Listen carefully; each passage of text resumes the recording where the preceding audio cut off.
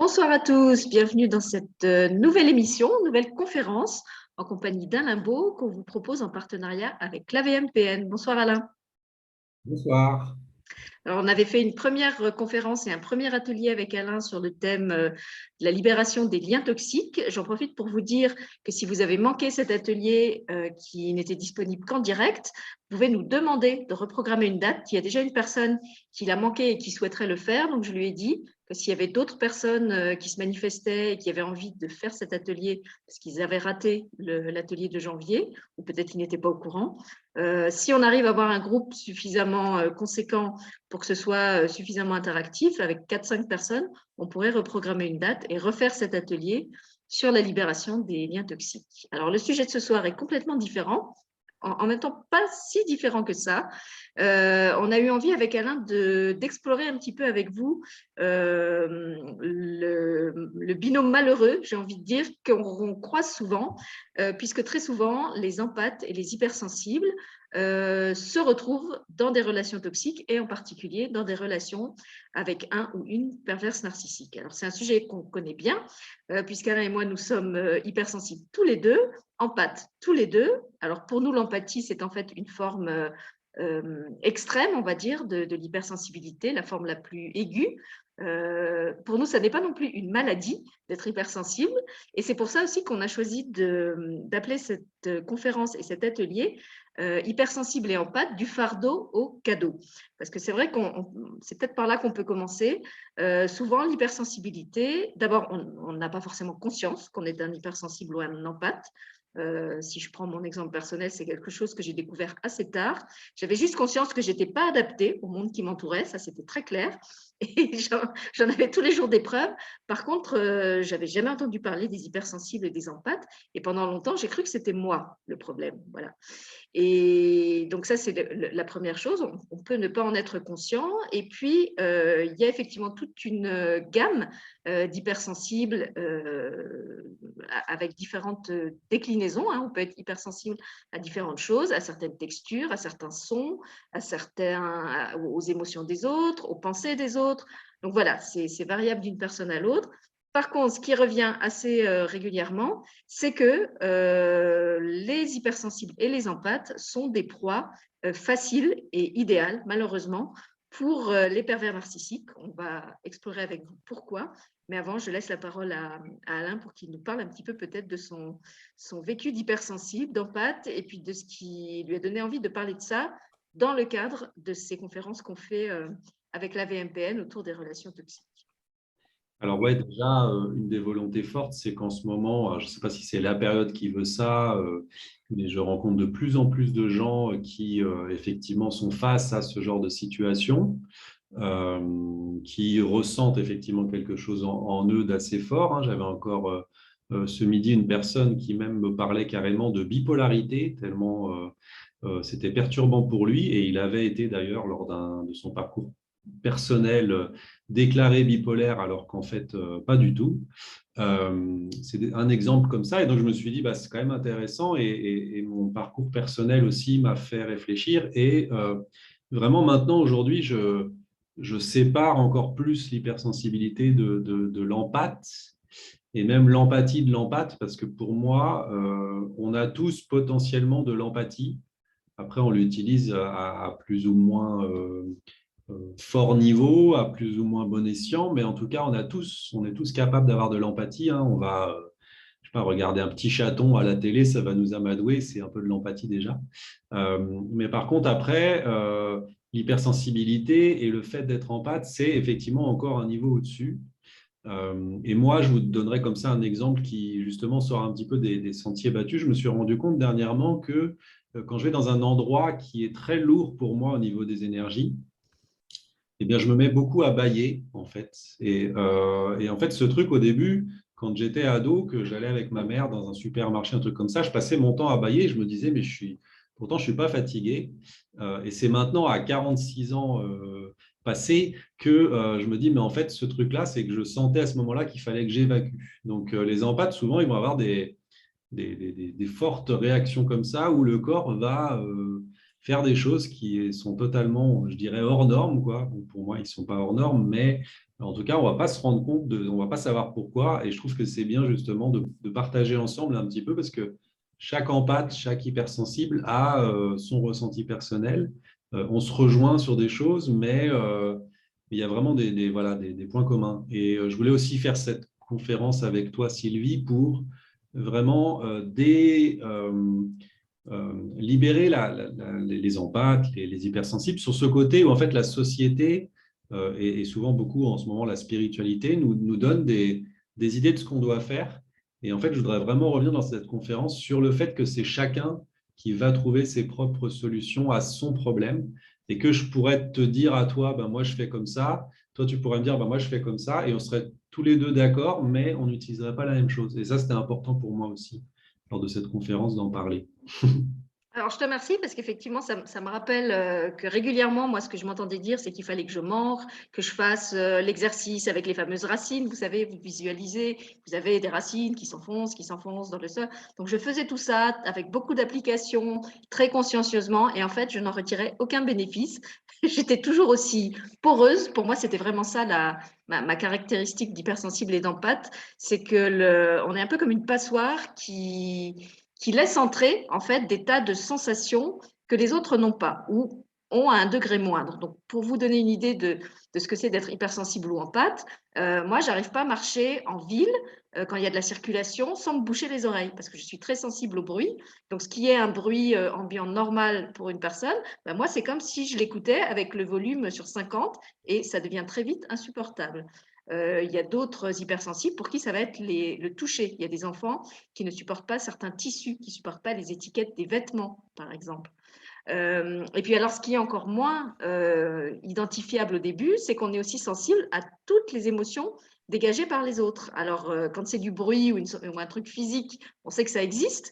Moi, ce qui m'arrivait régulièrement, c'est que je ressentais des émotions qui étaient complètement décalées par rapport à la situation. Par exemple, je me souviens d'une fois où j'étais en vacances en Bretagne, donc on était en vacances, il faisait beau, on passait de superbes vacances et tout d'un coup, j'ai commencé à me sentir comme si j'étais dépressive, dans un état de désespoir absolu.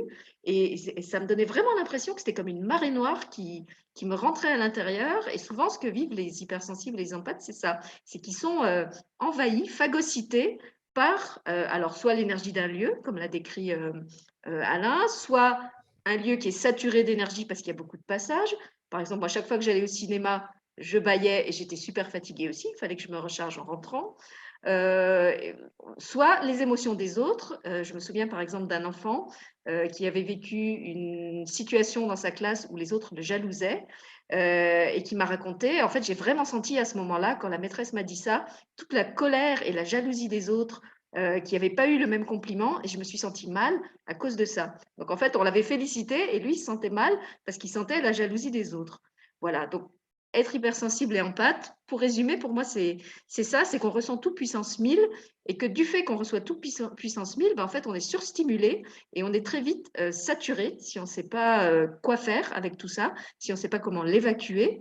Donc effectivement, tant que c'est inconscient, la plupart du temps, ben, c'est le corps qui gère ça à travers de la fatigue, à travers des bâillements, le besoin de se retrouver seul. Je pense que beaucoup d'empathes et d'hypersensibles ressentent ça parce on est comme une éponge en fait, qui a besoin de dégorger. Et c'est en se retrouvant seul dans nos énergies, dans des endroits qui nous ressourcent, que ce soit notre lieu de vie, que ce soit des endroits de la nature, qu'on va justement pouvoir décharger tout ce qu'on a stocké. Et là, comment dire, le revers positif de la médaille, c'est que quand on a compris quand on a compris qu'on fonctionne comme ça, on réussit à le faire de manière consciente, dans la limite de ses possibilités. Donc, on sent que quand on a atteint un certain seuil de saturation, ben, il ne faut pas s'exposer plus. On sait aussi comment évacuer les charges, autrement que de manière inconsciente, comment se ressourcer. Et puis, du coup, on peut faire en fait un gros travail de nettoyage. Partout où on passe, en fait, c'est comme si on était un monsieur propre ou une madame propre au niveau énergétique qui va faire étinceler et faire tout briller, là, comme vous savez, la dame de la pub qui se jetait sur la table avec son chiffon. Ben voilà, les hypersensibles, en fait, notre force, c'est un peu ça. C'est qu'on va amener de la joie de vivre, de l'harmonie, notre richesse d'être, en fait. Et c'est là aussi que ça me ramène au lien avec les PN, c'est que les hypersensibles, souvent, sont des gens qui sont riches intérieurement, des gens qui sont imaginatifs, qui sont créatifs, qui sont pleins de qualités humaines. Et c'est justement parce que les pervers narcissiques eux-mêmes se sentent vides qu'en fait, ils sont attirés par ces gens-là. C'est pas, comment dire, une malédiction, c'est pas une pure méchanceté de leur part d'aller vers les hypersensibles ou les empathes. C'est qu'en fait, bah, ils sont un petit peu...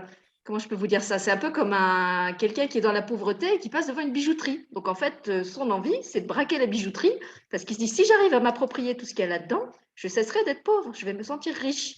Et donc, en fait, c'est ça qui se passe. Et c'est pour ça qu'on les attire et qu'il faut apprendre à s'en protéger. Et pourquoi, en tant qu'hypersensible et empathe, on est particulièrement vulnérable à ces personnes-là? Bah, justement parce qu'on laisse entrer constamment à l'intérieur de nous, quand c'est fait de manière inconsciente, les pensées des autres, les émotions des autres.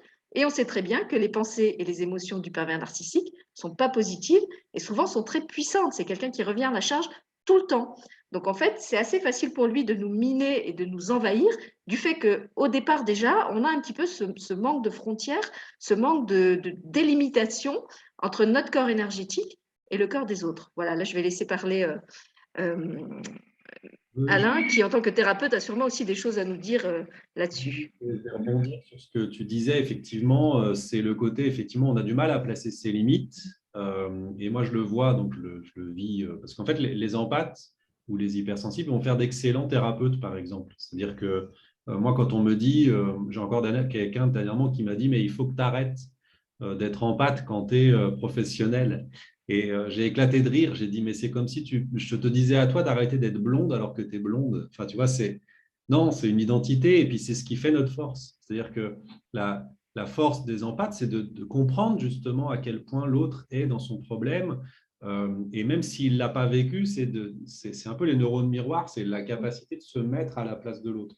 Donc c'est une grande force parce que un pervers narcissique ne sait pas faire ça, puisque lui, dans son fonctionnement, dans sa manière de fonctionner, quand il va voir effectivement en l'autre quelque chose qui lui plaît, parce que c'est ça la base, hein, au début, la personne qui est en face de lui représente vraiment ce qu'il veut être lui, et c'est génial. Et dès qu'il va se rendre compte qu'il y a une faille qui ne correspond pas à ce qu'il est, ben, du coup, il va détruire cette personne. Donc, du coup, forcément, il ne peut pas comprendre l'autre. C'est comme si c'était un monde, dans Matrix, par exemple, ce moment où il y a tous ces personnages qui sont identiques. C'est-à-dire que pour lui, tous les gens autour de lui sont identiques à lui.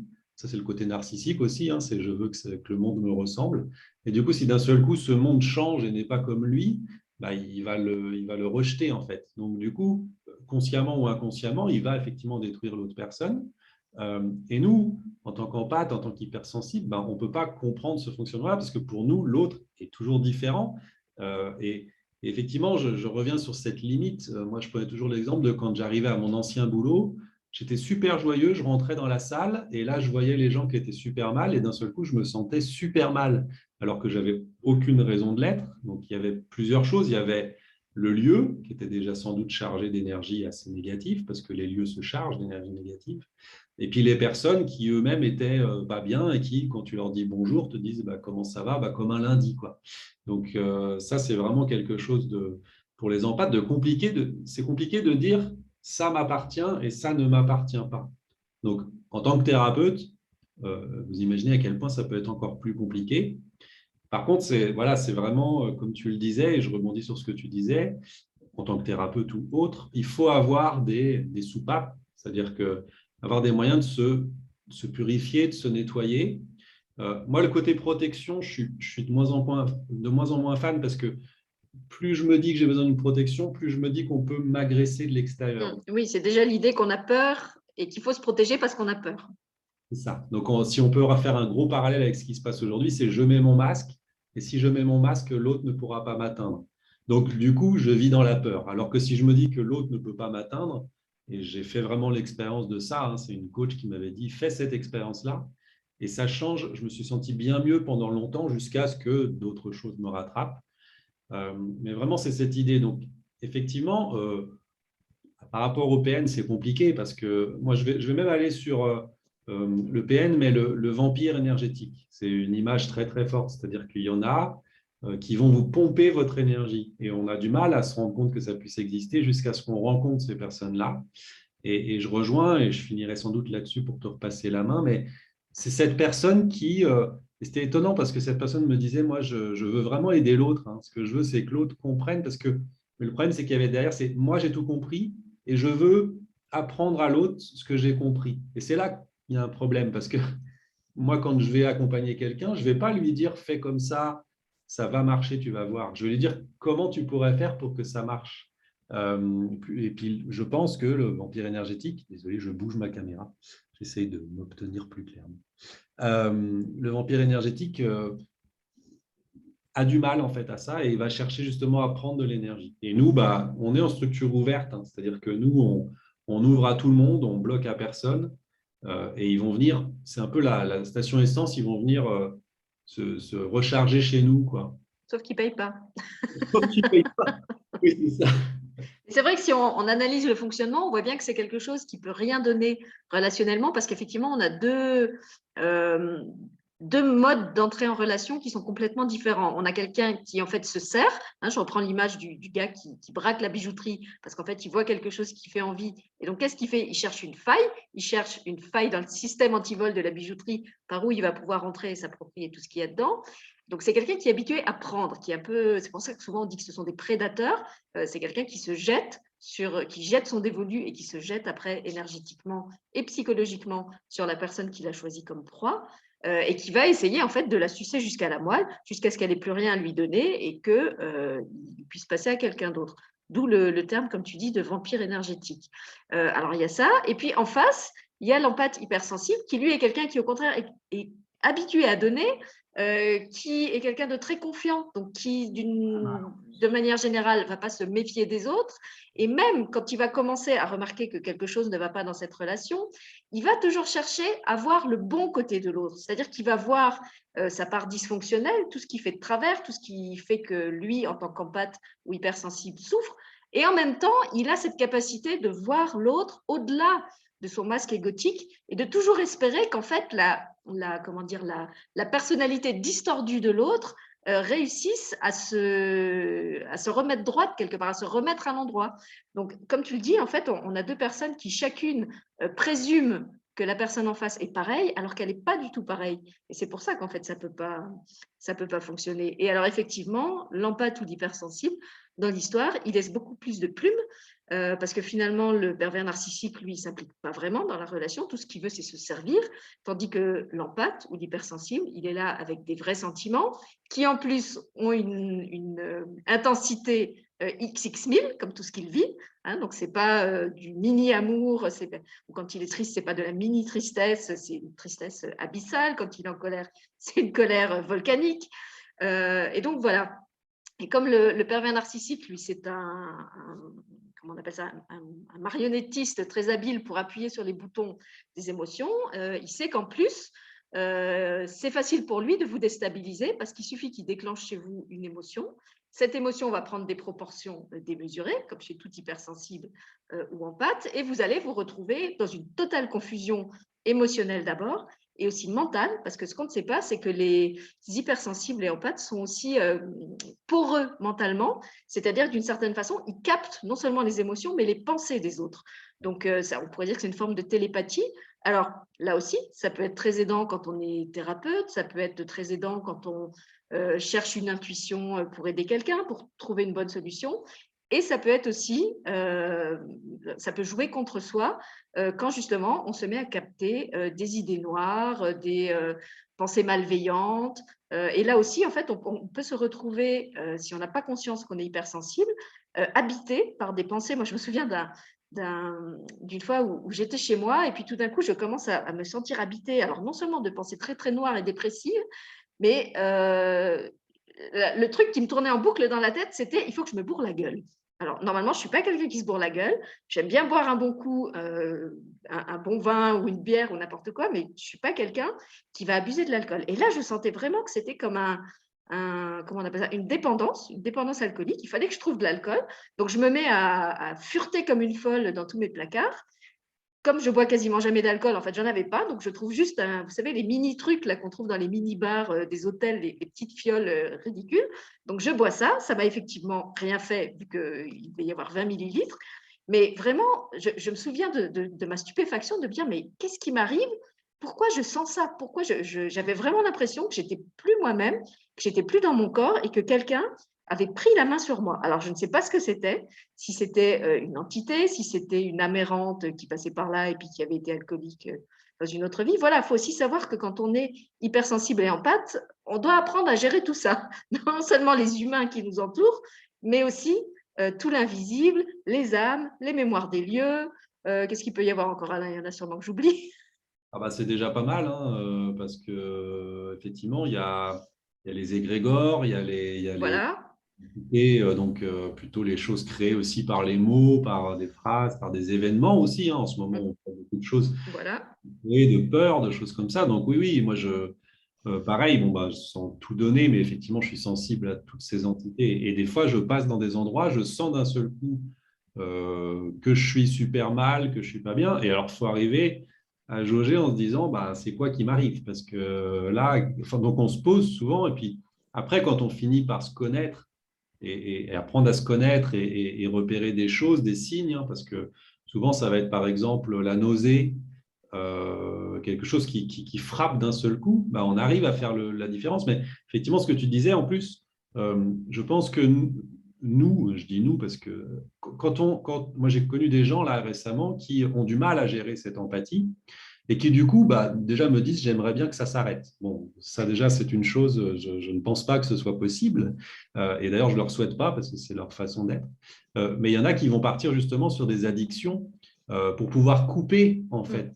Ils vont aller sur le cannabis, ils vont aller sur l'alcool, ils vont aller sur des choses comme ça, mais euh, les addictions comme ça vont être ponctuellement peut-être positives, mais il y a un moment où, moi je sais par exemple quand je bois, bon je tiens déjà de moins en moins l'alcool et je suis comme toi, je me bourre pas la gueule, mais je bois 2 verres, je suis pas KO, mais je suis pas bien et je m'en veux quelques jours après. Mais je sais que ça me désinhibe, ça me court-circuite un peu des ressentis que je peux avoir, mais ça sert à rien parce que c'est ponctuel, c'est juste voilà.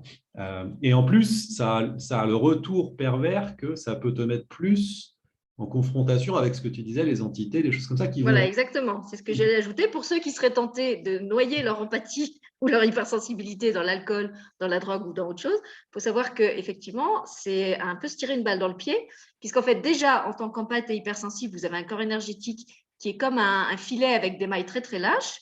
Et en fait, quand on prend que ce soit de l'alcool ou de la drogue, en fait, ce que ça fait, c'est que ça élargit encore les mailles du filet. Donc, vous allez vous choper encore plus de trucs. Ouais, c'est encore pire, quoi. Voilà. Donc, tu as essayé autre chose parce que franchement, ce n'est pas la bonne Ouais. solution. Mais comme tu le disais, effectivement, là où c'est très troublant, c'est qu'il faut vraiment bien se connaître. Moi, en fait, j'ai passé je dirais au moins les 40 premières années de ma vie à penser que j'étais d'un tempérament dépressif. Parce que régulièrement, j'avais comme une chute. Il y avait des jours, j'étais bien, comme tu disais, comme celui qui croyait qu'il était bipolaire. Et puis d'un coup, je commençais à me sentir mal. Donc je me disais, bah, ça doit être ma personnalité qui est comme ça. En plus, il y a eu des dépressifs dans ma généalogie, donc je pensais que j'avais hérité d'un truc. Et en fait, pas du tout. Quand j'ai compris que j'étais hypersensible, j'ai compris que j'avais juste capté les dépressions des gens qui étaient autour de moi. Et là, où, en plus, c'est vraiment compliqué, c'est que souvent, on capte des choses qui sont inconscientes pour les gens. Donc, quand vous leur posez la question et que vous leur demandez, tu te sens pas bien là, tu es triste? Ils vous disent, non, non, je me sens bien. Alors, soit parce qu'ils ne veulent pas avouer qu'ils se sentent mal, soit parce qu'ils n'en sont même pas conscients. Donc, en fait, ça demande une sacrée confiance en soi et une sacrée connaissance de soi d'arriver à faire le tri entre ce qui nous appartient et ce qui ne nous appartient pas. Et quand on sait que la stratégie du PN, c'est justement de souffler le chaud et le froid et de séparer, de démolir complètement toute votre solidité intérieure, eh ben, on voit l'ampleur du travail de SAP qui peut opérer sur un terrain sensible comme le nôtre. Parce que nous, en plus, par rapport au pervers narcissique, c'est qu'on va se remettre en cause. C'est-à-dire que dès qu'il y a quelque chose qui va être un peu ça va être l'autre qui va faire l'action. On va se dire, mais est-ce que c'est pas moi qui ai été méchante ou qui ai abusé sur ça? Enfin, des fois, ça m'arrive aussi, moi, tu sais, en tant que thérapeute, d'aller un peu chercher la personne pour la faire réagir.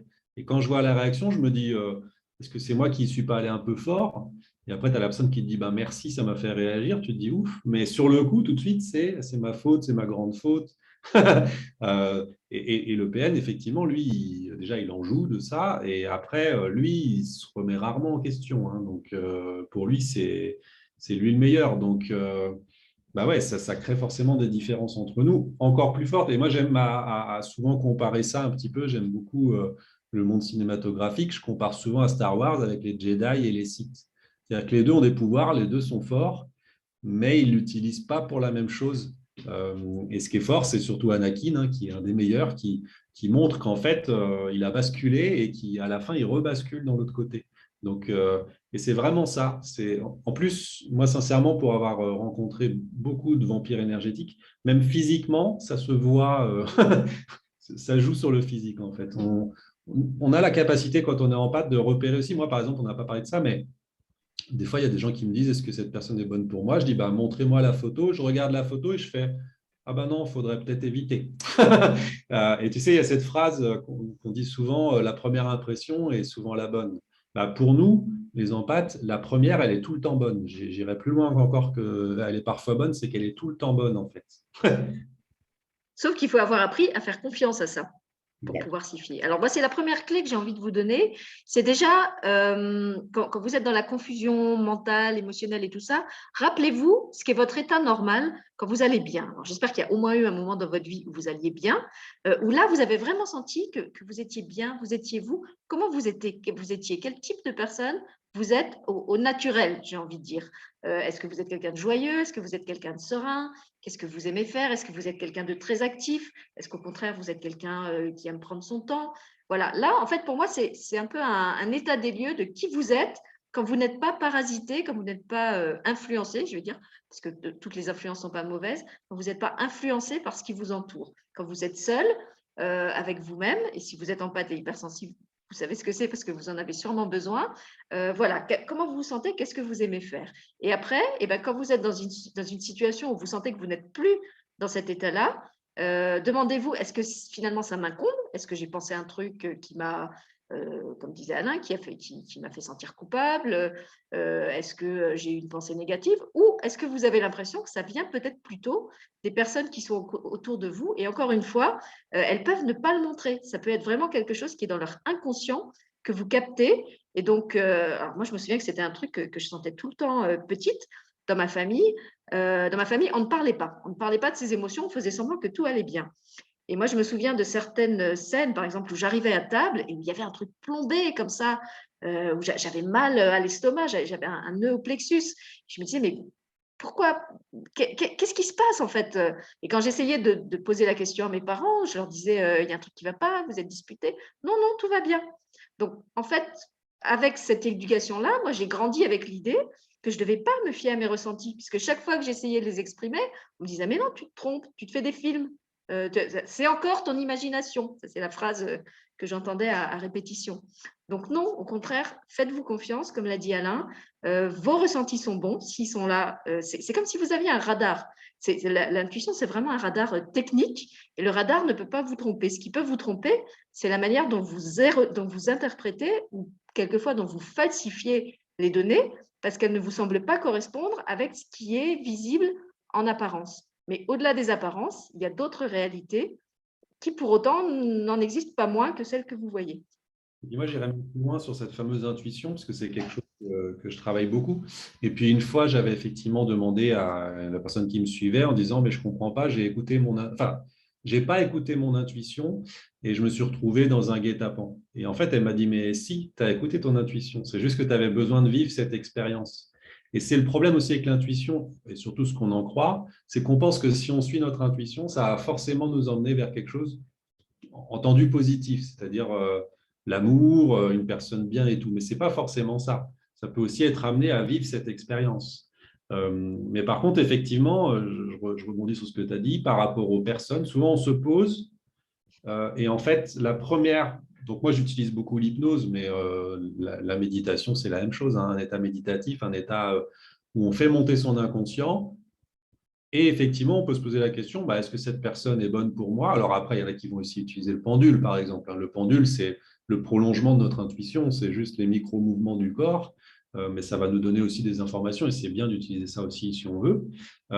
Mais vraiment, c'est de se poser, de se dire, bon, bah voilà, et sentir, parce qu'il y a une chose qui ment pas, c'est le corps, en fait. Le corps, si tu l'as dit, hein, d'un seul coup, s'il vibre mal, c'est qu'il y a quelque chose. Et ça, il n'y a même pas à discuter, c'est qu'il se passe vraiment quelque chose qui ne va pas. Après, c'est la difficulté de trouver ce qui est, euh, mais vraiment de laisser son intuition et son enfant intérieur, parce qu'en fait, un enfant, il a ça, en fait, et c'est à 8 ans, hein, à peu près, ça, je ne vous rappellerai pas l'histoire de l'hypnose, mais c'est ça, c'est à partir de 8 ans où on devient adulte, où on endosse notre habit d'adulte, et c'est là que commencent, entre parenthèses, les galères.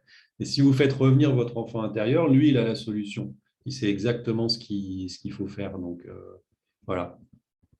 Voilà, après, comme tu le disais, chacun a sa façon de gérer le truc, même si j'aime pas trop le mot gérer. Moi, ce que j'ai envie que les gens retiennent de cette conférence, c'est que vraiment, l'hypersensibilité et ou l'empathie ne sont pas un fardeau. Elles sont un fardeau seulement quand on n'a pas appris à s'en servir et à les maîtriser et qu'on les subit, parce qu'effectivement, on est dans une société qui n'est pas faite ni pour les hypersensibles, ni pour les empathes, qui nous surstimule par plein de situations qu'elle nous demande de vivre. Je pense par exemple aux hypersensibles qui posent dans des open space. Alors pour eux, c'est terrible hein, parce que c'est un bain d'énergie constant et elles ne sont pas toutes bonnes.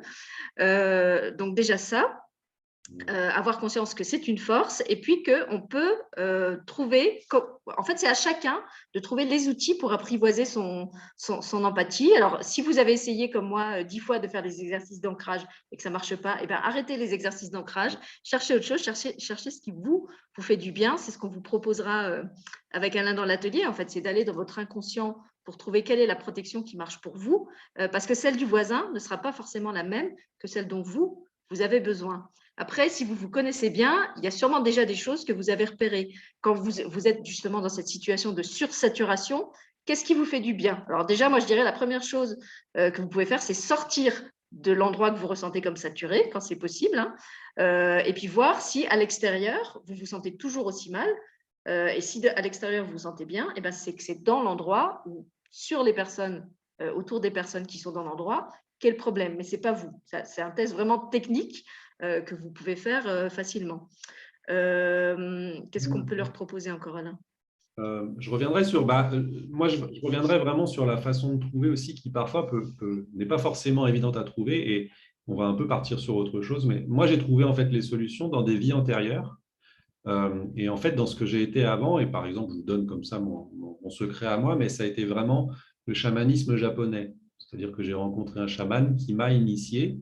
Et je sais que depuis que j'utilise ces techniques, et qui sont simples et tout, j'ai créé en moi cette protection, ce nettoyage, ou en tout cas, rien que déjà le fait de penser que c'est vrai, ça va fonctionner. Et donc, j'ai toujours été passionné ou attiré par l'art japonais, par les arts martiaux, par des choses comme ça. Et d'utiliser peut-être ce genre de choses où vous rappelez quand vous étiez enfant, je ne sais pas, moi par exemple, c'était donc des mangas, j'étais toujours passionné par un personnage qui avait une épée. Et donc, il y avait aussi ce côté guerrier qui était là et je me sers de ce côté guerrier. Et donc, voilà, d'aller chercher peut-être dans ses passions, dans ce qu'on aime en fait. Hein. C'est vraiment la force aussi du truc, c'est d'aller chercher là-dedans. Je pense que c'est une bonne chose aussi. Voilà, moi, c'est la clé que j'aurais donnée. Alors, si vous ne vous sentez pas l'audace d'aller chercher dans vos vies antérieures, ce n'est pas forcément nécessaire. Ça a été la solution d'Alain, mais il y a des solutions plus terre à terre. Pour moi, ce qui marche bien, c'est la nature, le contact avec la nature. C'est vraiment quelque chose qui me nettoie. Alors, par exemple, si je sais que je dois aller dans un endroit où il y a plein de monde, que je vais à nouveau revenir gorgée comme une éponge, et ben après, j'essaye de me garder un temps où je vais pouvoir aller dans la nature. Ou si je dois organiser un truc collectif, quand c'est possible, j'essaye de le faire en plein air parce que c'est beaucoup plus, enfin en plein air, dans la nature, pas en plein centre-ville, parce que je sais que pour moi, ce sera beaucoup plus facile. Je vais en fait bénéficier, c'est un peu comme des alliés pour moi, je vais bénéficier de l'aide de toutes les énergies qui sont présentes dans la forêt, la rivière, les montagnes.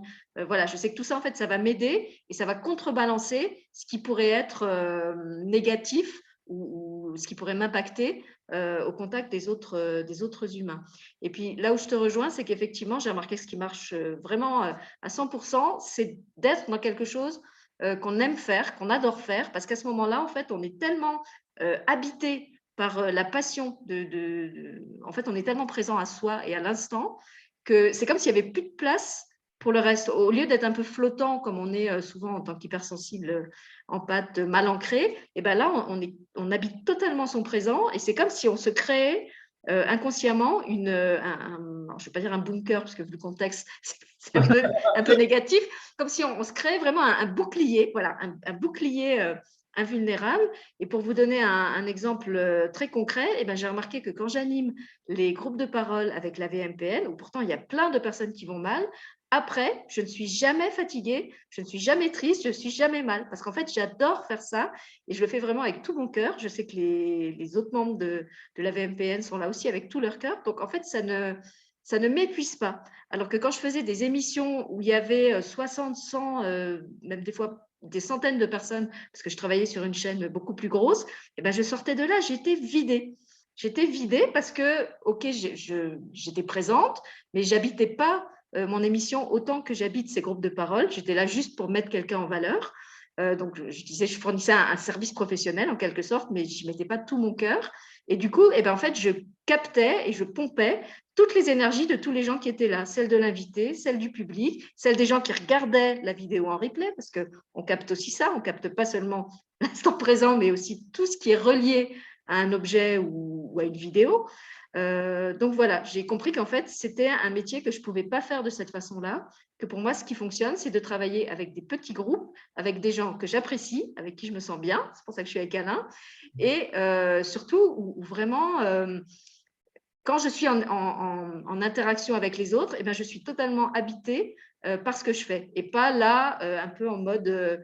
je ne vais pas dire fonctionnaire, puisque j'en étais une avant, mais en mode, tu vois, qui est pas totalement à ce qu'il fait, qui le fait parce qu'il faut le faire, mais que ça le fait pas plus vibrer que ça. Voilà. Donc vraiment, si vous avez une passion, si vous avez quelque chose qui vous fait du bien, que vous avez déjà identifié, moi, je vous invite à pratiquer et repratiquer le plus possible ça, et encore plus si vous êtes au contact d'un PN, parce que c'est ça qui va vous recentrer, qui va vous redonner votre axe, en fait. Vous allez vous retrouver, vous remettre vos idées en place, et puis quand vous sortirez de votre séance de yoga, de peinture, de jogging, ou je ne sais pas ce que vous faites, reprenez la situation qui vous mettait dans la confusion mentale et émotionnelle avant, et reprenez-la là, à tête reposée, comme on dit, avec qui vous êtes vraiment. Je reviens à ça. Qui êtes-vous vraiment quand vous n'êtes pas influencé par tout ce qui vous entoure? Ouais, et puis moi, c'est vrai que je crois, enfin, j'utilise beaucoup les chakras, les centres énergétiques, des trucs comme ça. Et il y a des choses, par exemple, quand on va sentir que l'on est plutôt encrassé au niveau de la gorge, par exemple, si on tousse beaucoup, si on a souvent des angines, des choses comme ça va être l'expression, en fait. Donc, de s'exprimer déjà. Alors, on n'est pas obligé de parler, hein, on peut écrire, on peut peindre, on peut faire des choses. Et puis après, je donne un autre centre, mais qui est assez simple, c'est le sacré. C'est juste en dessous le nombril, hein, c'est presque… Et en fait, là, c'est la créativité. Donc, si par exemple, on sent qu'à ce niveau-là, ben, ça va pas bien, on se sent sale et tout. Et ça, c'est toujours pareil, c'est de se mettre vraiment en état d'hypnose, enfin en état d'hypnose, en état de méditation ou d'hypnose, peu importe, mais en état de conscience modifiée, en respirant, en se posant. Alors là, pour le coup, en faisant un peu les racines, que ça marche super bien ou pas, mais vraiment d'être là et d'observer où c'est gênant. Et si c'est à ce niveau-là, par exemple, c'est la créativité. Donc, ça va vraiment être de créer quelque chose parce que parfois, le pervers narcissique, il nous bloque sur notre créativité. Et c'est là-dedans aussi qu'on va être un peu bloqué. Donc, de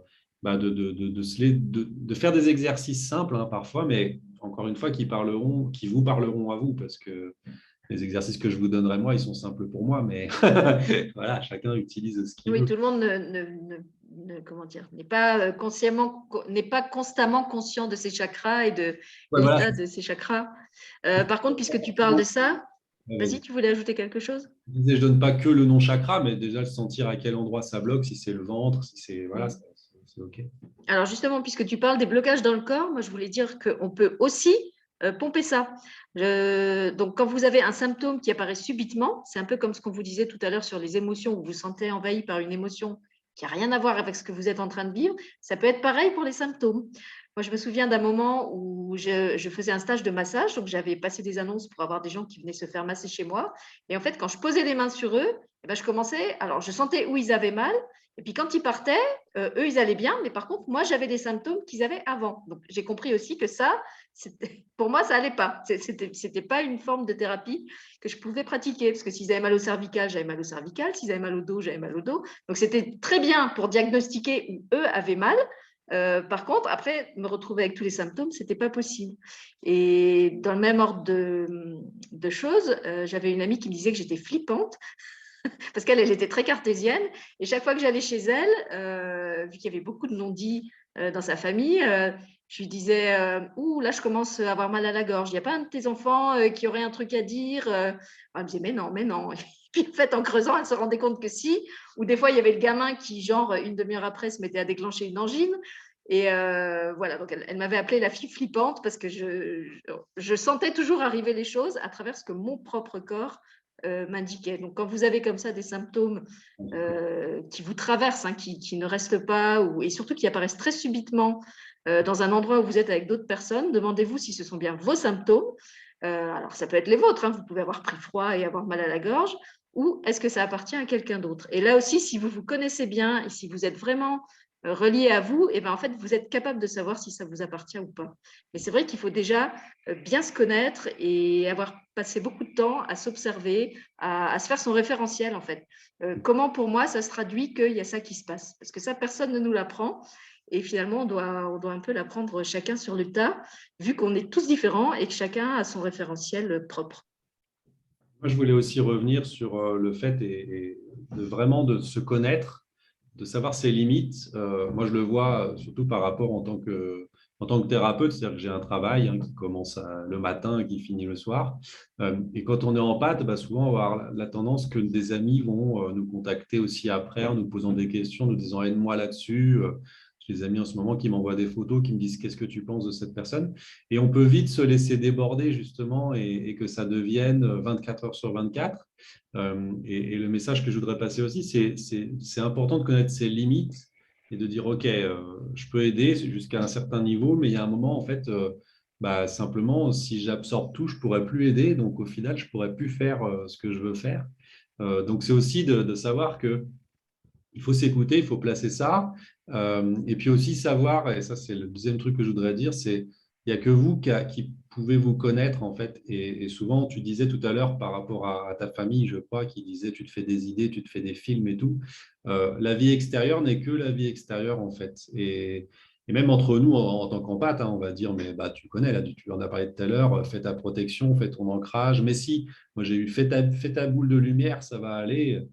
Bon, bah, si toi, ça ne te parle pas, ça, c'est que la vie des autres et ce n'est pas la solution. Donc, vraiment de s'écouter et de savoir que la solution, elle vient de nous, en fait, elle ne vient pas des autres. Voilà, et ça, je trouve que c'est important de le poser aussi parce que moi, pendant longtemps, justement, j'appliquais les solutions que me donnaient les thérapeutes, les autres, et je pensais que j'étais nulle parce qu'en fait, j'en retirais vraiment aucune amélioration. J'ai fait la boule de lumière, alors j'ai eu tout, hein. Je l'ai eu en doré, je l'ai eu en blanc, j'ai eu avec les miroirs autour, je l'ai eu avec les racines, et je faisais tout comme une bonne élève appliquée. Mais franchement, je ne pense pas que les thérapeutes qui me les conseillaient étaient mauvais. Je pense simplement que c'était la méthode qui ne me correspondait pas. Et c'est en fait depuis que je me suis enfin décidée à créer ma propre méthode que ça va mieux. Alors, c'est encore fragile, hein, je sens que je n'arrive pas encore à me protéger de tout, mais c'est un peu comme un prototype, en fait. Il faut le tester, il faut faire des crash tests. Et comme disait Alain, il faut apprendre où est sa limite et aussi à faire respecter sa limite. Et là, ça me ramène justement à la difficulté avec le PN, qui est quelqu'un qui, lui, va être un peu dans… Bah, c'est un Poutine, hein, le PN, en fait, il va y aller avec les chars d'assaut, avec l'artillerie lourde. Et si vous y allez avec une petite fleur à la bouche, il va dire non, s'il te plaît, non, là, non. Il y a des grandes chances qu'il va vous rouler dessus et il ne va absolument pas accepter de respecter votre limite. Donc, quelquefois, il va falloir la mettre très fermement, soit en coupant les ponts, soit en prenant des décisions concrètes qui ne lui donnent pas accès à vous, que ce soit par le téléphone, que ce soit… Parce que, rendez-vous compte, vous êtes déjà impacté par tout ce qui dégage énergétiquement. Alors, si en plus, vous le laissez entrer dans votre, je sais pas, dans votre lieu de vie, dans votre ordinateur, dans votre téléphone, il va vous envahir de tous les côtés en même temps. Oui, parce que ça, on ne se rend pas compte, mais en fait, on parle parfois juste de contact comme ça avec les personnes, mais même des personnes qui sont loin, par téléphone, par message, par des trucs comme ça nous impacte aussi énormément. Donc aujourd'hui, dans un monde où on est quand même beaucoup connecté, des gens en pâte qui sont déjà très connectés, alors si tu les surconnectes, c'est l'horreur, quoi. Ouais. Alors moi, je l'ai bien vu, par exemple, alors ce n'est pas un exemple de PN, mais c'est pour expliquer justement comment on peut être impacté, même à distance ou à travers des choses qu'on lit. Quand il y a eu la guerre qui s'est déclenchée en Ukraine, vu que depuis au moins 10 ans, je ne suis absolument plus les informations, je me suis dit, bon là, ça a l'air grave, je vais quand même me documenter un petit peu pour savoir ce qui se passe. Donc, j'ai commencé à faire ce que je ne faisais plus depuis 10 ans, à aller sur les sites des journaux. Alors, même pas la télé, parce que la télé, c'est trop violent, je ne supporte pas.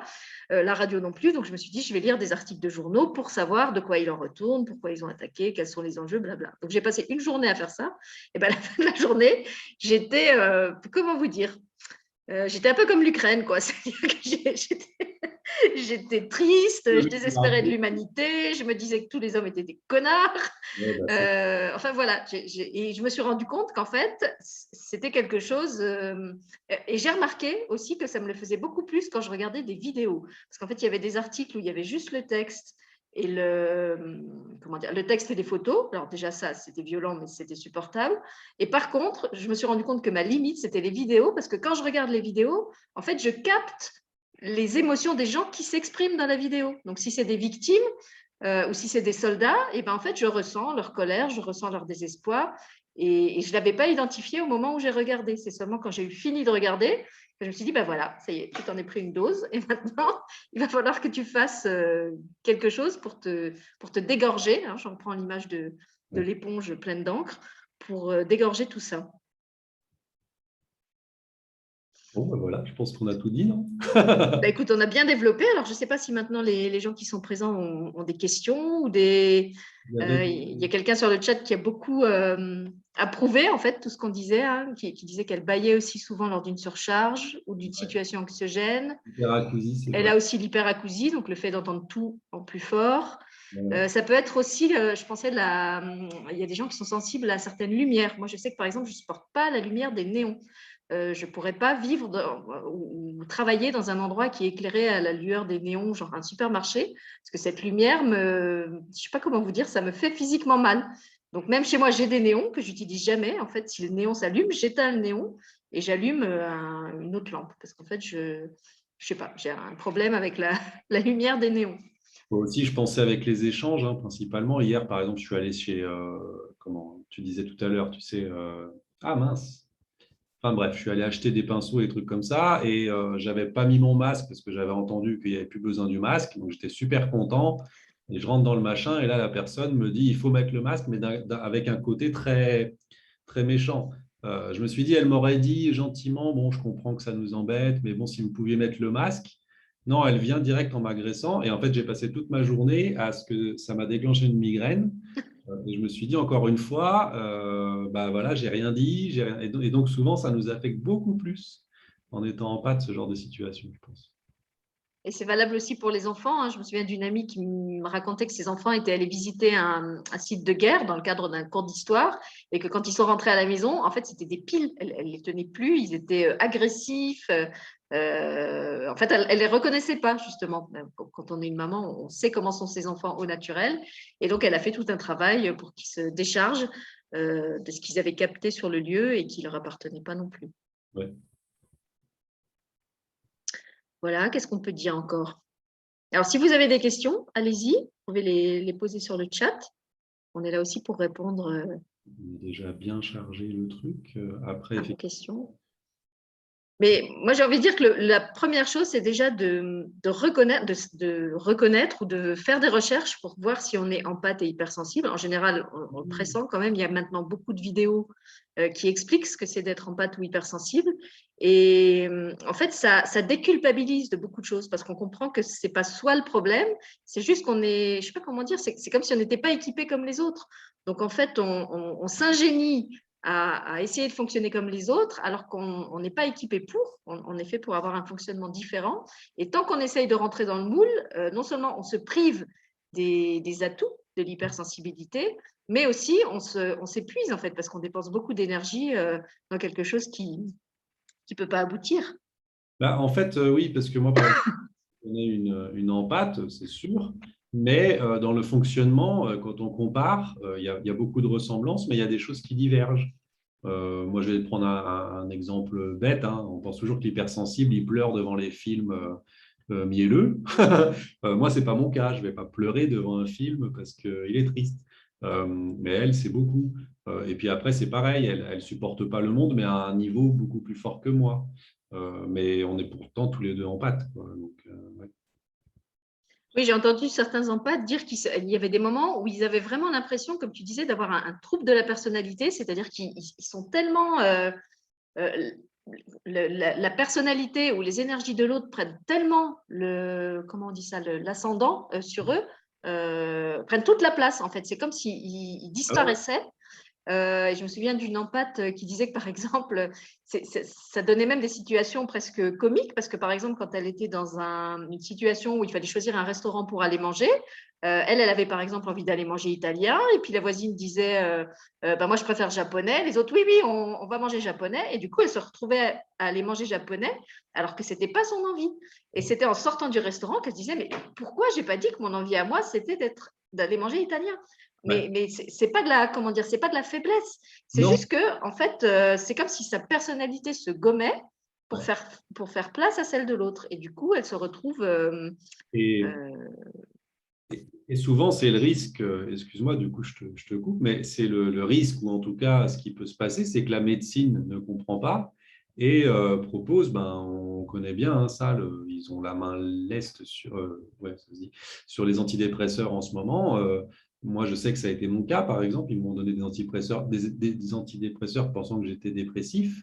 Peut-être que j'avais un petit état dépressif, mais ça coupait tout. Et, j'adore. Oh, punaise, alors si je suis en pâte. Mais au contraire, si tu es en pâte, ça veut dire que tu as le super équipement, tu as le must du must. C'est exact. Et du coup, je connais des gens qui ont vraiment cette empathie et les psys ont dit, ben, on va le faire interner, quoi. Et non, parce que le médecin ne va pas forcément connaître tout ça. Il y en a, hein, il y en a qui connaissent, il y en a déjà si. Ah oui, il y en a qui, pardon, je réagis en même temps aux commentaires, mais il y en a qui vont tout simplement bah, donner des trucs pour abrutir et qui ne vont pas aider le système, quoi. Parce que la personne, du coup, va se mettre en plus en cause en se disant, mince, j'ai une pathologie. Enfin, voilà. Donc, c'est compliqué, hein. C'est très compliqué. Donc non, ce n'est pas une pathologie. Oui, on peut apprendre à vivre avec. Ça demande effectivement un peu d'attention, beaucoup d'observation de soi, en fait, comme on l'a expliqué, pour comprendre comment on fonctionne au naturel et à quel moment, en fait, on cesse d'être soi. Sachant que c'est souvent ce moment-là qui est un petit peu difficile, puisque pour nous, il n'y a pas vraiment de frontière, en fait, entre nous et l'autre. Et du coup, ben, on peut prendre à son compte des choses qui ne nous appartiennent pas. Mais voilà, c'est pas un fardeau. Et alors, en quoi c'est un cadeau? Eh ben, comme l'a expliqué Alain, parce que c'est comme si on avait un super radar qui nous envoie non-stop. Alors, à certains moments, des infos qu'on préférerait ne pas capter, mais à d'autres moments, des infos super utiles. Et dans le cadre d'une relation PN, par exemple, bah, cette fameuse première impression dont parlait Alain tout à l'heure, hein, je suis sûre que si vous repensez à votre première rencontre avec votre PN, homme ou femme, et ben, probablement vous vous direz que déjà là, vous aviez identifié qu'il y avait quelque chose qui clochait. Et En fait, simplement, vous avez mis ça de côté. dans le processus, ce qui va se passer, c'est que derrière, qu'est-ce qui va venir? Le conscient qui va dire, mais quand même, il me plaît bien, il est brun, j'aime bien les bruns, il est baraqué, j'aime bien les baraqués. Et en fait, on va être emmené dans un truc où c'est plus du tout notre intuition qui va nous dire, mais c'est le plaisir ou en tout cas quelque chose de purement physique parfois. Et on va se laisser emporter là-dedans en entendant toujours derrière ça va pas. Mais il y a le truc qui va dire oui, mais enfin, ça va pas, mais ça, c'est de l'imaginaire. Enfin, Et du coup, c'est vrai que c'est super utile pour tout. En fait, moi, je dis toujours que alors, je veux dire mon intuition plus que mon empathie, c'est quelque chose qui me sert tout le temps, qui me sert à choisir des collaborateurs, qui me sert à choisir mes amis, qui me sert à trouver des idées, qui me sert, je sais pas, même à choisir ce que je vais manger à midi. Par exemple, moi, j'ai jamais de menu fixe pour la semaine. En fait, quand j'ai faim, je dis à mon corps, qu'est-ce que tu as envie de manger? Et mentalement, ben voilà, j'ai envie de… Ou alors, des fois, c'est une image qui m'arrive. Je vois des courgettes, je vois et des fois, je vois des steaks hachés. Voilà, c'est très variable. Et si vous prenez l'habitude justement de tout le temps vous référer à vous, c'est quelque chose qui va vraiment ancrer votre sécurité intérieure. Parce qu'en fait, vous savez que vous êtes votre propre référent. Vous vous habituez à ne prendre l'avis de personne, ni du thérapeute, ni du gouvernement, ni de papa, ni de maman, ni du meilleur pote, ni du mari, ni de la femme. En fait, vous êtes vraiment celui qui décide pour soi-même. Et ça, je trouve que dans une relation PN, c'est quelque chose qui est vraiment important de réapprendre, parce que souvent, on s'est laissé déposséder de son pouvoir personnel. Et alors, on ne peut pas le faire pour tout ou pour des grandes décisions, mais on peut commencer par des petites choses. Voilà, aujourd'hui, quel vêtement j'ai envie de porter? Qu'est-ce que j'ai envie de manger? Qu'est-ce que j'ai envie de faire dans mon temps libre? Ça peut commencer par ça. Et puis, petit à petit, on apprend aussi à se fier à ça pour des décisions plus importantes. Est-ce que c'est le moment d'annoncer à mon PN que je ne veux plus de cette vie avec lui? Ou est-ce que mon intuition me dit non, là, pas tout de suite, pas maintenant? Ou fais d'abord ça avant? Moi, je sais que je prendrais ça un petit peu dans, tu sais, dans mon métier pendant longtemps. Je sentais en fait la personne avant qu'elle arrive. Je savais si ça allait bien se passer ou pas.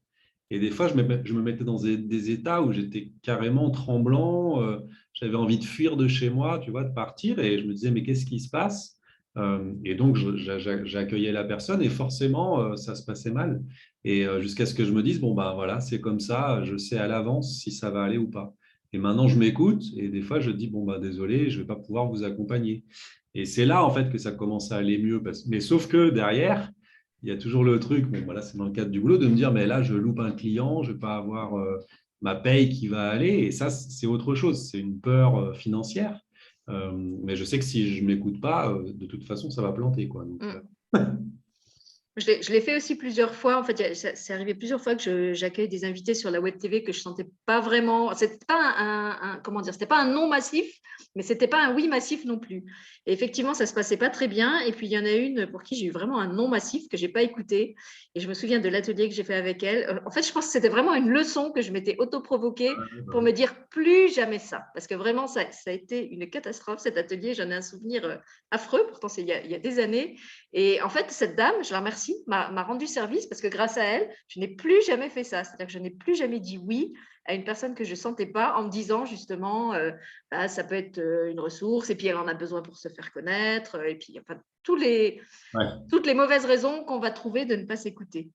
Ouais, c'est ça, parce que souvent, en plus, on va dire à l'empathe, mais tu t'écoutes beaucoup, toi. Tu passes ton temps à t'écouter, tu es autocentré, des trucs comme ça. Et puis, ça va nous emmener vers des croyances. C'est pas bien d'être autocentré.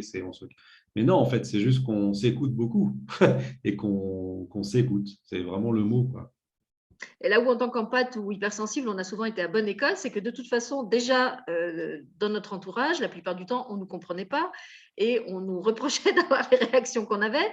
Donc, de toute façon, on est habitué à ne pas être compris. Oui, c'est ça. Alors, ça ne veut pas dire qu'on est, comment dire, qu'on est le problème ou qu'on est dysfonctionnel. Ça veut simplement dire qu'il faut apprendre, qu'on est différent et assumer cette différence. J'ai un autre exemple qui me revient à l'esprit. Je me souviens d'une fois où j'étais petite, où mes parents m'avaient emmenée, je crois que c'était sur une plage, et il y avait vous savez, les petits chevaux qui prennent les enfants sur leur dos. Et le cheval, il était attaché à un piquet et il tournait en rond autour du piquet. Et donc, mes parents, croyant me faire plaisir, me disent, tu veux monter sur le dos du petit cheval? Et moi, je fonds en larmes en disant, mais non, le cheval, il est malheureux, il ne veut pas qu'on monte sur son dos. Alors, évidemment, j'ai eu droit à tous les commentaires, mais non, qu'est-ce que tu racontes? C'est ton imagination. Et puis d'abord, pourquoi il serait malheureux? Et en fait, moi, je ressentais vraiment que cet animal, il n'était pas du tout heureux dans la vie qu'il avait. Déjà parce qu'il portait les enfants, ensuite parce qu'il devait tourner en rond autour du piquet, et puis il était fatigué.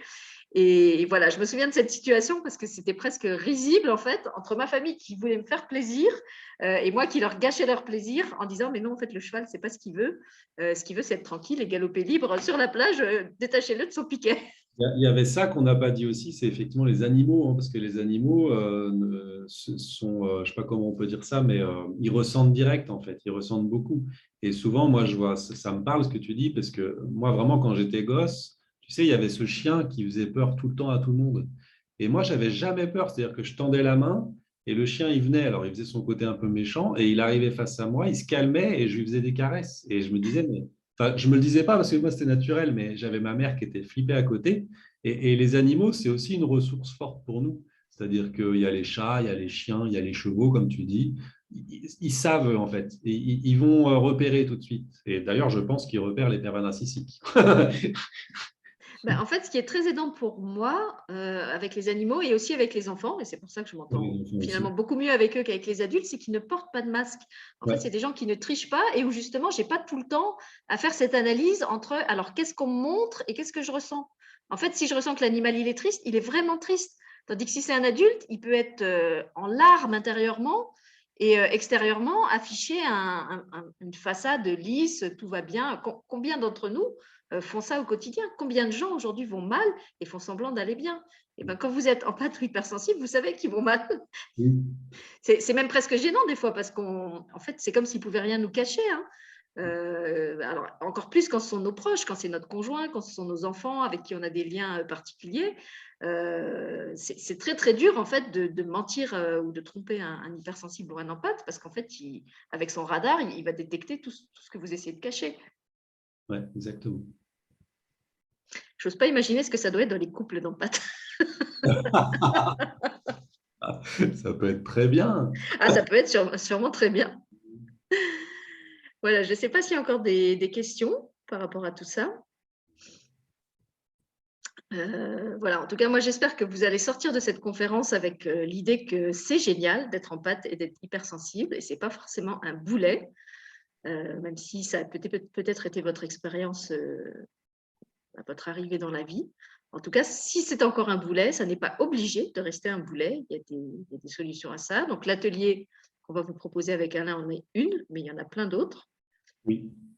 On en fera peut-être d'autres d'ailleurs, on va voir hein, si effectivement Oui, et puis je veux dire, il y a d'autres solutions que l'atelier hypnose. Je veux dire, aller vers toutes les méthodes qui vous font du bien. Nous, on vous propose celle-là parce que ce sont les outils d'Alain. Mais il y a plein d'autres solutions. Et surtout, voilà, ne pensez pas que c'est vous le problème. En fait, vous n'êtes pas le problème. Vous êtes. Je me souviens d'une discussion avec un invité récemment qui me disait de toute façon, moi, je suis un lève-tard et la société actuelle, elle est faite pour les lève-tôt. Les non, mais c'est vrai. En fait, si tu regardes les horaires de la société actuelle, rien n'est. S'il avait vécu, je sais pas, en Espagne ou dans un pays où on fait la sieste et où on vit super tard, je pense qu'il aurait beaucoup moins de problèmes. Et nous, on est un peu pareil. En fait, on est dans une société au milieu de gens qui n'ont pas les mêmes sensations que nous, les mêmes difficultés à résoudre, donc qui ont configuré leur vie différemment. Et alors, soit on s'adapte, on se suradapte, et c'est très compliqué, soit à un moment, on se dit, il faut que moi, je fasse mes choix. Je vous ai expliqué, moi, j'ai dû faire des choix au niveau professionnel. Alain l'a fait aussi à sa façon. Il faut trouver, en fait, comment le juste équilibre entre vivre comme un ermite pour ne plus être impacté par tout ce qui nous dérange et être complètement, être en permanence détraqué par plein de choses qui ne comprennent pas, qui ne nous conviennent pas. Et d'ailleurs, ce qui peut être effectivement une technique intéressante aussi, c'est de faire une retraite spirituelle. Alors, les retraites spirituelles, souvent, c'est en église ou des choses comme ça. Et justement, être avec soi-même et s'écouter, c'est aussi une expérience extraordinaire. Voilà, qu'est-ce qu'on peut leur conseiller encore? J'avais quelque chose qui venait quand tu as parlé juste avant, mais je ne sais plus. Je ne sais plus. Pas grave, ça reviendra. Après. Donc, si on résume, identifiez comment vous êtes quand vous allez bien, identifiez ce qui vous ressource, ce qui vous permet de vous sentir bien, totalement là, totalement ancré, totalement dans votre axe, et faites-le le plus souvent possible. Oui. Qu'est-ce qu'on leur a dit encore? Ne pensez pas que c'est vous le problème et que c'est à vous de vous adapter, surtout face à un PN, parce que de toute façon, plus vous vous adapterez et plus il va vous en demander. Oui, je pourrais, par exemple, excuse-moi, je rebondis juste sur un truc. Moi, j'ai goûté le désancrage complet, hein, c'est-à-dire que vraiment plus d'ancrage du tout. Et c'est là que j'ai compris que de toute façon, j'étais ancré, parce que c'est une sensation totalement différente. Hein. C'est vraiment le malaise où je pense que je vais m'évanouir. Et ça, c'est ce que j'avais beaucoup étant adolescent. Et on pensait que c'était l'adolescence. Et justement, ma mère disait, oui, mais parce que tu es en train de grandir, c'est normal, tu fais des crises d'hypoglycémie. Et en fait, non, j'étais dans des lieux et je m'évanouissais. Mais avant, j'avais les jambes toutes froides. Et le malaise venait directement. Et ça, je pense que c'est aussi un signe, et parfois pour les adolescents, justement. Hein. Ouais. Et quand on a goûté ça, on sait ce que c'est que l'ancrage et on se dit, je suis ancré quand même. Parce qu'il ne faut pas se leurrer, on est quand même ancré. Alors, si vous avez aussi dans votre entourage des enfants qui sont hypersensibles ou empathes et qui ont du mal à gérer ça, je me souviens d'une thérapeute qui leur expliquait qu'en fait, on peut avoir comme comment elle disait ça, un peu comme des écoutilles, c'est-à-dire qu'en fait, tu peux choisir d'avoir tes écoutilles complètement ouvertes, hein, elle le mimait comme ça, ou tu peux aussi refermer à moitié si tu sens que c'est moyennement désagréable mais quand même supportable, ou un peu comme on fait avec, vous savez, la voiture, quand on est dans des zones polluées et que vous ne voulez pas avoir l'air qui circule dans la voiture, il y a un petit clapet. Enfin, moi, j'ai une voiture un peu ancienne. C'était encore un clapet à l'époque, des petits, comment ça s'appelle, des petites lamelles comme ça Ouais, c'est ça, c'est qu'on des peut lames. fermer et qui font que l'air ne passe plus. C'est l'habitacle de la voiture est complètement obturé. Et donc, elle leur expliquait qu'on peut aussi faire ça énergétiquement, c'est-à-dire on peut avoir tout ouvert quand on est dans un endroit où c'est bien, et là, on capte et on se nourrit et on nourrit les autres. Quand c'est moyennement bien, on ferme à moitié, et puis quand on sent que c'est carrément complètement désagréable, on peut fermer complètement. Sachant que, comme tu l'as dit, pour un empathe ou un hypersensible, vivre cuirassé complètement, fermé complètement, ce n'est pas sa nature, et il y a des grandes chances qu'il n'y arrive pas en permanence, ou alors il va cesser d'être lui-même et se sentir pas bien à un moment ou à un autre. Je ne suis pas sûr que ce soit complètement possible. Mais ouais. Et ça aussi, si on vous dit arrête, alors moi je me souviens qu'un des trucs que j'ai le plus entendu aussi, c'était arrête d'avoir mal aux autres.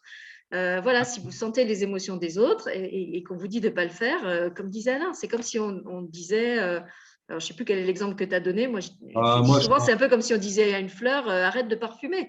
Votre nature, c'est de ressentir, donc vous ne pouvez pas vous empêcher de ressentir. Vous pouvez apprendre ce que vous voulez ressentir et à quelle intensité. Et c'est là, en fait, que le fardeau, il devient un cadeau.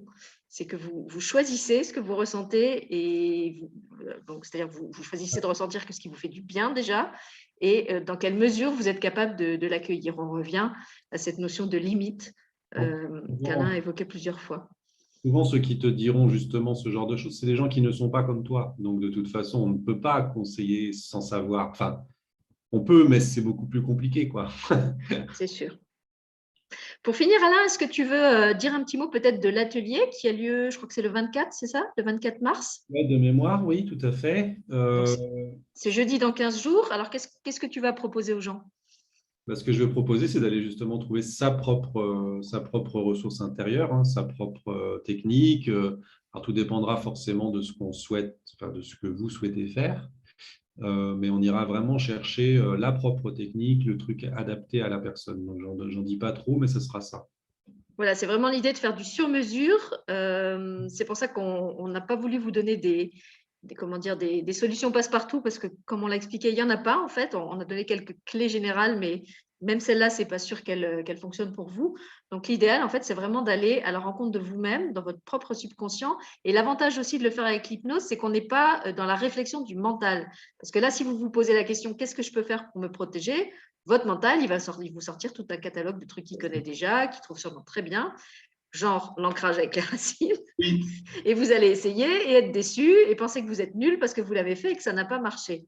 Alors qu'en fait, ce qu'il faut, c'est aller chercher dans votre intuition, justement, votre côté intuitif, votre côté cerveau droit, pour aller dans votre référentiel à vous et trouver ce qui va marcher pour vous. Et encore une fois, ça va marcher pour vous et sûrement pas pour le voisin ou pour Et qui que ce soit justement, d'autre. c'est pour ça que dans cette technique, j'essaierai, c'est pas que je le ferai carrément, mais d'être le moins directif possible, c'est-à-dire d'être le plus ouvert possible, parce que dès qu'on va commencer à induire quelque chose et un peu trop, ça va perturber le système et on va prendre la solution qui va être donnée. Donc l'idée, ça va vraiment être d'ouvrir largement la palette de solutions, mais voilà, les gens vont trouver. Tu vas le faire avec le tambour à nouveau? Si le tambour est demandé. Ah bah moi je vais le demander, c'est sûr. Oui, non, non, mais oui, avec plaisir, il sera très content de jouer. Voilà, donc pour ceux qui ne connaissent pas la façon de pratiquer l'hypnose d'Alain, on vous renvoie à la conférence précédente qui s'appelait Se libérer des liens toxiques, où il avait expliqué comment il travaille. Voilà, Jennifer réclame aussi le tambour. Donc voilà, ce qu'on peut dire aussi, c'est que comme la première fois, il n'y aura pas de replay, c'est vraiment un atelier personnalisé. Donc il y aura un replay pour les personnes qui l'auront fait, mais ça sera confidentiel et ça ne sera pas diffusé publiquement comme cette conférence. Et puis, on a réfléchi aussi, justement, parce qu'on avait déjà l'expérience du premier atelier, à une autre forme, en fait, à un autre outil. On s'est dit qu'en plus de l'atelier, on allait vous enregistrer ensemble une méditation guidée qui serait aussi un soin énergétique pour ceux qui voudraient travailler en autonomie. Donc, c'est quelque chose qu'on peut faire en plus de l'atelier ou sans l'atelier. L'idée, c'était en fait de proposer un outil différent qui, cette fois, ne soit pas avec l'hypnose, mais qui soit une méditation guidée que vous pouvez faire chez vous, sans les remontées émotionnelles qui pourraient arriver avec l'hypnose. Et c'est pour ça qu'on ne la propose qu'en direct.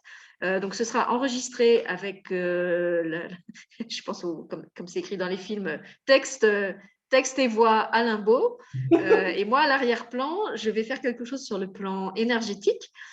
Puisqu'en fait, j'ai la capacité de transmettre aux gens des fréquences qui les réharmonisent individuellement.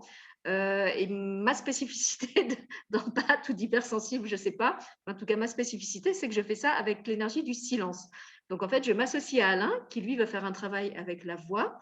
Et en parallèle, je vais faire quelque chose avec le silence, qui fait qu'en même temps que vous écouterez la méditation guidée, vous allez recevoir les fréquences qui vous réharmonisent et qui sont différentes chaque fois. J'insiste, à chaque réécoute en fait, de la méditation guidée, ces fréquences, pour chacun d'entre vous, vont venir travailler sur ce qui est prêt à être transformé en vous. Donc moi, je ne peux pas vous dire quoi, parce qu'en fait, je transmets des fréquences, mais je n'ai pas les fichiers. Les fichiers, là encore, c'est vous qui les avez. Donc, ça peut se traduire par des émotions, ça peut se traduire par des ressentis dans le corps, ça peut se traduire par des rêves. C'est vraiment variable chez chacun. Voilà, tout ça pour dire que ce sera un outil 2 en 1 que vous pourrez utiliser tout seul chez vous sans avoir besoin d'être là en direct. Et puis donc, on va enregistrer à 2 et qui sera disponible en plus de l'atelier ou à part de l'atelier pour ceux qui ne veulent pas faire l'atelier ou qui ne se sentiraient toujours pas à l'aise avec l'hypnose. Même si, comme je l'ai déjà dit, tel que la pratique Alain, c'est vraiment sûr, il n'y a pas de risque. Et en plus, c'est super agréable avec le tambour. Ouais, c'est clair. Voilà, on a tout dit? Ouais, je pense. Bon, et bien alors on remercie les personnes qui étaient avec nous Ouais.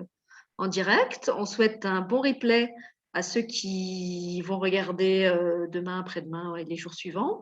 Et puis, on vous attend donc le 24 pour l'atelier à 20h30. Les inscriptions se font sur la page du site où vous avez cliqué pour avoir le replay, le site de la Web TV. Vous le demandez à la VMPN si vous ne le trouvez pas. Je crois qu'ils l'ont mis sur leur site même maintenant. Et puis, est-ce qu'il y a d'autres? Et puis, donc, le soin enregistré, quand il sera prêt, on vous en informera aussi. Je pense qu'il ne sera pas très long. Tu as idée de la longueur qu'il va faire, Alain? Pas plus d'une demi-heure, à mon avis. Non, pas plus d'une demi-heure, ouais, non. Ouais. Voilà, donc ce sera une méditation guidée où Alain va vous emmener en voyage à travers sa voix.